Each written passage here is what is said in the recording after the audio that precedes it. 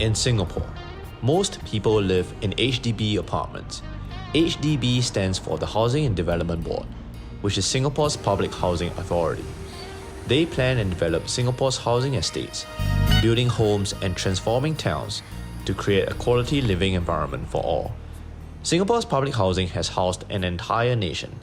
Today, more than 1 million flats have been completed in 24 towns and 3 estates across the island. HDB flats spell home for 80% of Singapore's resident population, of which about 90% own their own home. I was invited into some of my friends' homes on this trip, and we will also check out the place I grew up in, as well as the current apartment my parents live in. Robert, you want to tell us more about your place? This is a newly built place. As you can see, there's still construction going on. There will be a supermarket built somewhere around here. When you say newly built, when was this built? I just got my key January. I just renovated and moved in. Like, I haven't fully moved in also. So Yeah. I'm like half moved in already. Yeah. Roberto got his flat under the BTO scheme. BTO stands for Built to Order. Singaporeans planning to shift into a new HDB apartment in the near future can apply for apartments in their preferred location from specific sites launched. Tender for construction will only be called if there are enough applicants. In other words, the demand creates the supply. These flats usually have a waiting period of about 3 to 5 years. BTO flats are generally available to couples who are married or going to be married. If you are single, you usually have to wait till you are 35 years old to apply for BTO, and even then, your options are limited. In fact, a joke in Singapore is that you don't ask, "Will you marry me?" You ask, "Want a BTO?" Can you give me a tour? Let's start from the start. Okay. Yeah. So this is the main gate. Yeah. Let me open. Yeah, open it. This is your main gate. And this is my gate. Open it. This is a fireproof door, so it's a bit heavy. Okay. So this is my bomb shelter. We have a bomb shelter here. Oh, wow. Oh, wow. This is a mess. Anything you don't want people to see, you keep in here. Okay. No, I'm not looking at it. You just put shoe all this here. Okay. Because I didn't want to buy a shoe cabinet. That's cool. Look at this. What is a nice couch? So this is a sofa. Mm-hmm. Look at this. You can see up to you can see up to 7 packs, but I bit regret it because it's white color. It's hard to maintain. Yeah. Jay, Why you buy a white color? You think I think? What's the difference? You dirty this thing, I can just wash and replace. You dirty that, I can't replace. I will send for chemical cleaning. Maybe you should think before you buy Yeah. it. What you mean to say? Can we see the view? There's no view. It's construction. Well, let the people of Canada see the view. Look at this. It's all construction. Opposite is they're still building. Okay. So this is the kitchen. Yeah. I got this line for privacy reason, Yeah. and it costs $5 to make here. $5.90. I like this fancy sink. Yeah. Is there a way to make it more streamlined? Oh. Thanks. And you can do this. Yeah, that's cool. Do you have a dishwasher? Asians don't use dishwasher. True that. Waste water. Yeah, I use it for drying. So I'm guessing this is your exercise room? At least the exercise equipment are here. What is this? Hula hoop. But I never use it. Weighted Yeah. No, Decathlon lah.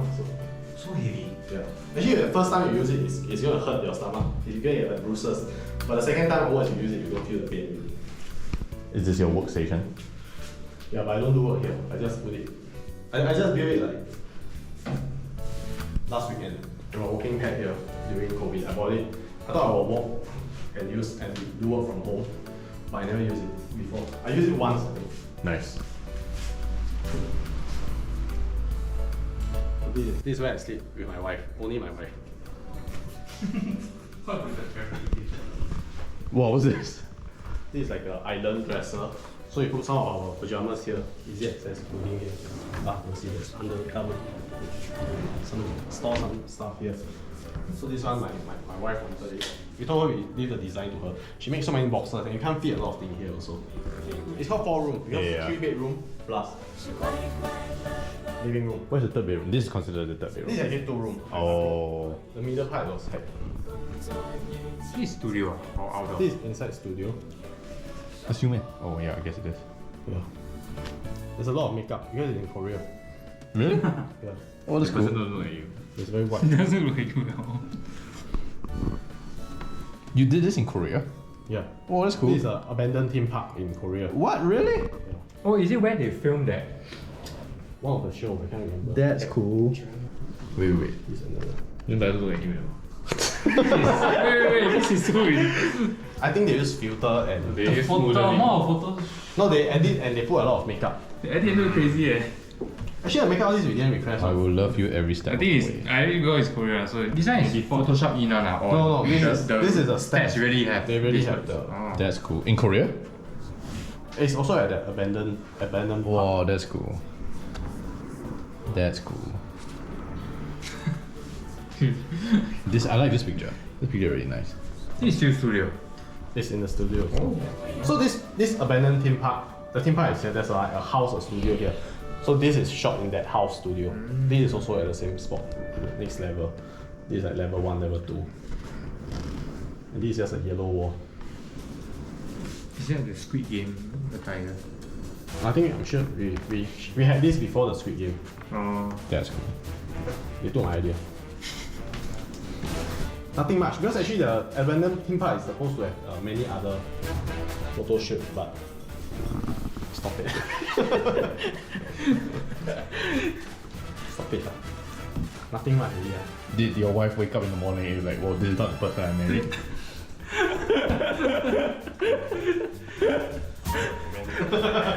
This toilet, we only did the tiles. We didn't do much. That's cool. Still nice. I realized in Singapore, the shower and the toilet bowl is always very beside each other. So in total, how much you pay for this? And what's the SF of this place? Square foot. 360, 370 And this is considered how much? 93 square meter. Close to, I think 1,000 square feet. Unlike condos, HDB apartments do not have private facilities. Instead, most of the facilities are public. There are void decks for children to play in, coffee shops for people to eat, and parks for those who want to run or simply take a stroll. Many HDB apartments even have daycare or kindergarten for young children. I used to attend one of these when I was little as well. They play below ma, not windy ma. There. Yeah. Shuttlecock never fly over. It's like a wrestling ring. It's like a stadium. People sit there and then they can do The stuff. in it. amphitheater or what? Yeah, that's right. Yeah. Colosseum. It's our Singaporean ski in summer. Hi everyone, so I'm with Daryl. We haven't seen each other in 12 years. This is his new BTO HDB. Dakota is the name of what? Airplane? I think it's a model of an airplane. Model of an airplane. The theme of this HDB is kind of like airplane-ish. It's can really see- cool. You can see the playground there, like an airplane. The runways here are really cool as well. Oh, that's cool, man. That's really cool. Nice. Sort of a park at level 7, which is Oh. the multi-story car park. Yeah, that's cool. Yeah. So from this view, you can see the sea. Oh, I can nice. see my office from here. Oh, you that's can cool. see the sea. So which one you can see first? Right, you can see the CBD. Yeah. You can see my office. Yeah. Then you see building, and That's then cool. that side is the sea. So you can see the ships already. Marine Parade lah. Can you see Oh. between the two? Between the tall two, buildings? right? Yeah. Okay, That okay. red thing is a ship lah. Yeah. Oh, I see. That's cool. Our left. Okay. Daryl bought his flat with his wife under the BTO scheme as well. He was a dear brother in Christ when we were in high school together. But something I would pray for was that his girlfriend would be saved. Many years after we left high school, they got married and Daryl shared with me that she had finally got saved.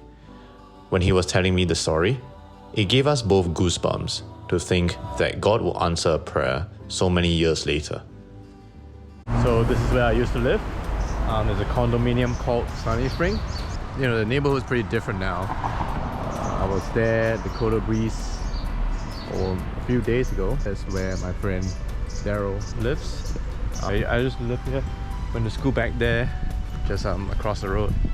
Previously you had to get an access card to scan in, and the same one to get out as well. Looks like still pretty much the same thing. No tailgating. Yeah, this is what it says here, the Sunny Spring.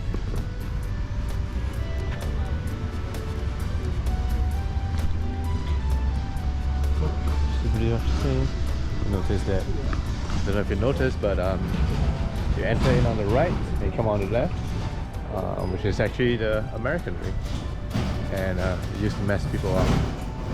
Taxi drivers basically used to mess taxi drivers up. So this is where I used to live. It's beside a river, which is really nice now. Like, it didn't used to be as nice. If you look closely, you can actually see the fish in the river, which is really cool. There's a lot of fish. There's like more than I expected. Yeah, I used to run around here, around the river. It's a nice breeze actually. When I was in the military, that's when I started running. But yeah, I would run around like around 11 plus in the morning. On weekends, really hot. Sometimes, so you can see some trees here. Growing up, so I would be in one of those units there on the second floor. I'm not sure if I can spot exactly which unit is mine, but then I will look over here, you know, just look at the view here. Sometimes you will see people shooting crows. Yeah, you know, we used to have a problem of overpopulation of crows, and so gunmen would be here, and they just point their guns into the trees and shoot the crows down. Some of these trees, you can see in the background, they're really old, like really, really old. I mean, I just remember, like, you know, watching the trees. Well, not that I watched them grow, but like over the years, I just noticed that they got taller and taller. Yeah, I really like the river. Not for paddleboarding, obviously. You can't do anything on this river. You're not supposed to do anything in this river. You can't even go down, I think. And I don't know if you're allowed to fish.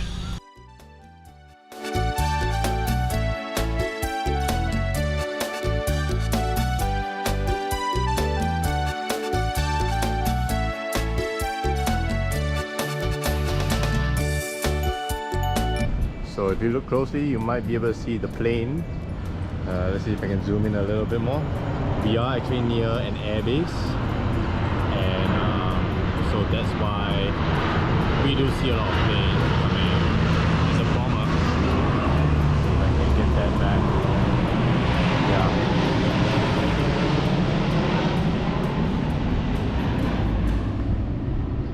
Yeah. Yeah, I used to hear planes a lot when I was living here. In 2020, almost half of Singapore's land was covered in green spaces, with a tree canopy percentage of almost 30%, making Singapore one of the greenest cities in the world. Many of these green spaces are near residential areas. Singapore has over 300 kilometers of green corridors as part of the city-state's Park Connector network, which allows one to walk or cycle from one park to another, island-wide.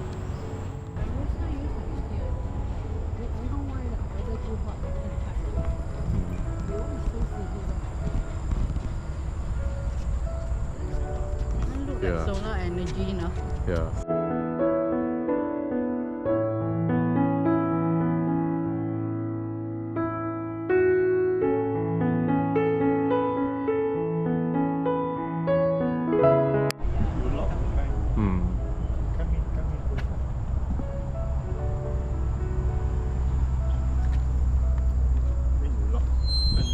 Because last Sunday, they let for free, the one will come in. Oh, here. Not go up one.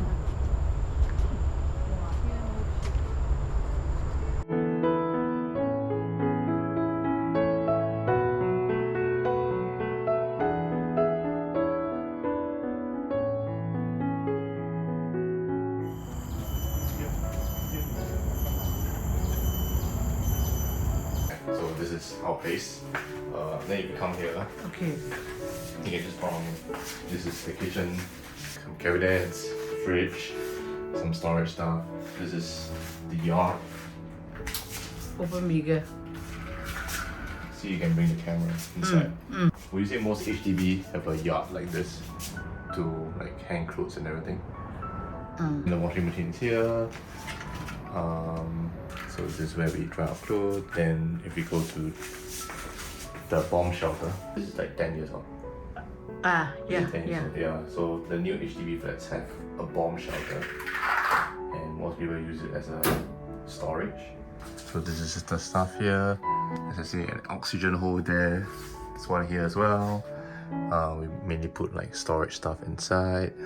But this whole unit is considered 4-bedroom, right?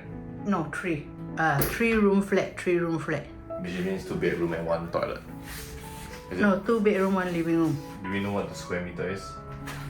Should be something like 67. Oh, so this is a kind of like a makeshift divider. We can put our outside shoes here, put our shoes here, sit down on this chair and wear them, then leave them here.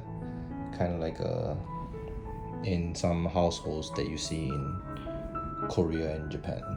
And then we come in, these doors were redone, right? Because this is not the original one, right? This door. No, he asked the contractor to do. This is different. So this is actually a pretty nice wood thingy. This is the living room.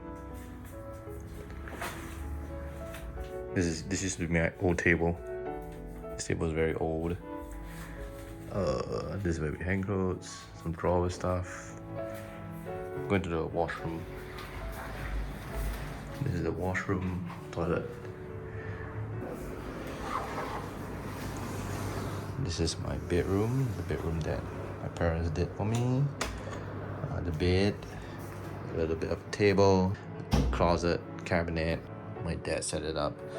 I'm not sure which part of it was, ready-made and which part he actually helped me to do it. But yeah, and then you kind of zip it up, and voila. That's how it works. This is actually a cardboard extension. Is to prevent the light from coming in the morning from the living room. But then there's this part as well to kind of close it if I want to, and then open it, because if not, the cardboard will just block the light switch. So my dad actually did this for me. This is pretty cool, I think. Another thing that my dad did for me as well, he so if let's say I pull up these blinds, he actually put in some cardboard as well, just to block out the light. But I actually prefer having a bit of light, so I kind of opened the cardboard a little bit. Oh, you can kind of see outside, how it looks like at night. But yeah, the grills are common on the windows as well as on the gates. And this is the air conditioning unit. Each room in this apartment has an air conditioning unit. My parents like to put it at 28 degrees Celsius. I like to put it at 24. Is home the place of departure? Is home what you leave behind? The place you plan to return to when the adventure is over? Or is home the place of arrival, even if it's a borrowed city?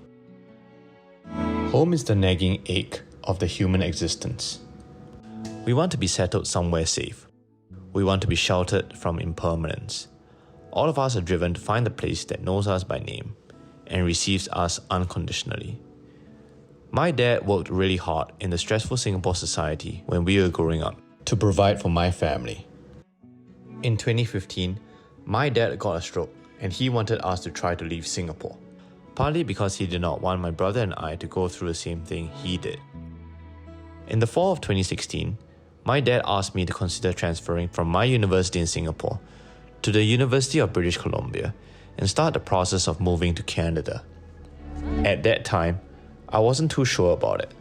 On the one hand, I wanted to go, but on the other, it meant I had to give up everything. I really prayed and asked God for wisdom about it. I thought about all the instances in the Bible where people left their home countries. There was Abraham, there was Paul the Apostle, there was Moses who went to the wilderness for 40 years.